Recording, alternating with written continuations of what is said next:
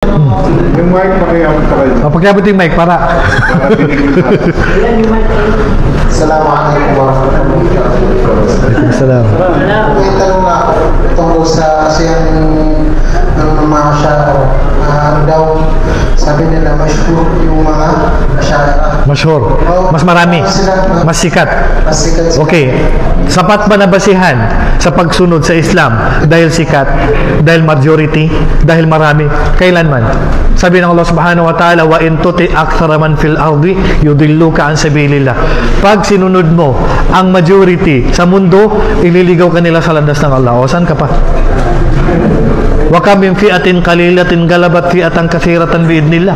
Hindi lang iilan sa konting bilang natalo nila ang maraming bilang dahil mas marami o ang tulong ng Allah ay nasa konti na nagkakaisa kaysa marami na ligaw. Dahil ang mas marami talaga na tao ng impyerno ay ang tao sa impyerno ang majority. Ang majority na tao ng ang karamihan na makakapasok sa impyerno ang majority. Kaunti lang ang makakapasok sa pareso. Kaya hindi pwedeng basihan ang pagiging mas marami at pagiging mas sikat. Kasi kung mas maraming babase, maliligaw ka talaga. Wa qalilun min ibadiya syakur. At kaunti lang sa alipin ko ang nagpapasalamat. At majority sa alipin ng Allah ang ligaw.